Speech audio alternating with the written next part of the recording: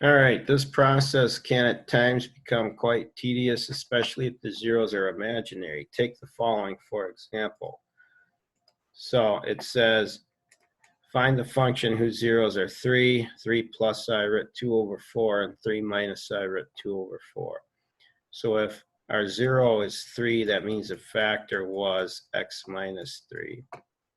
If the 0 is 3 plus I root 2 over 4, then I get that from taking x minus the 0, or x minus the whole thing, 3 plus I root 2 over 4. And then likewise, it's going to be x minus this 0, 3 minus I root 2 over 4.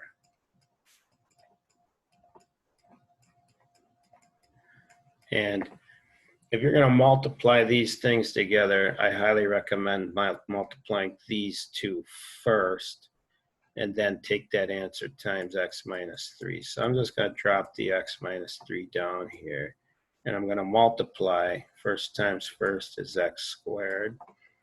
Outside times outside, positive times negative is minus, would be 3 minus I root 2 over 4 times x. And then inside times inside is going to be minus. It's going to be 3 plus I root 2 over 4 times this x.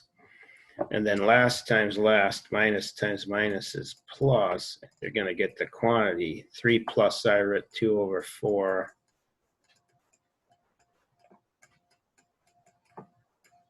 times 3 minus I root 2 over 4.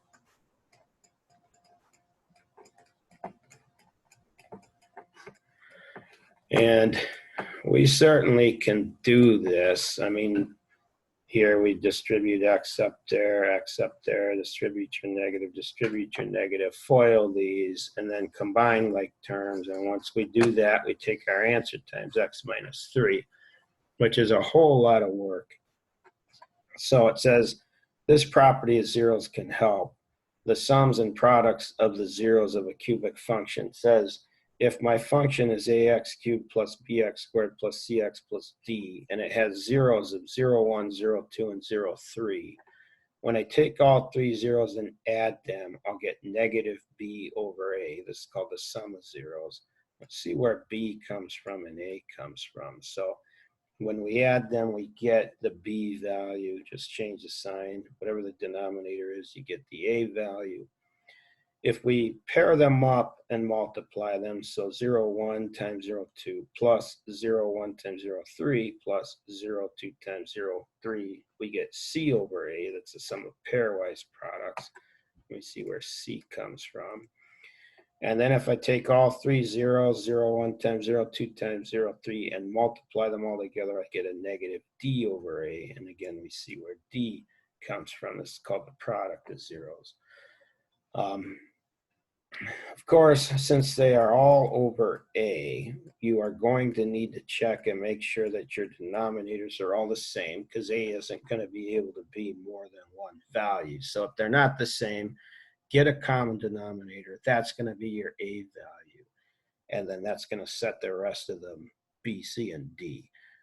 Always let your denominator be a positive term, so the negative will go up here to b and the negative will go up here to d. And I'm actually going to wait with problem 3 to the end. We could finish this off. I'd rather not. We're going to get to 3 and we're going to handle it with this way.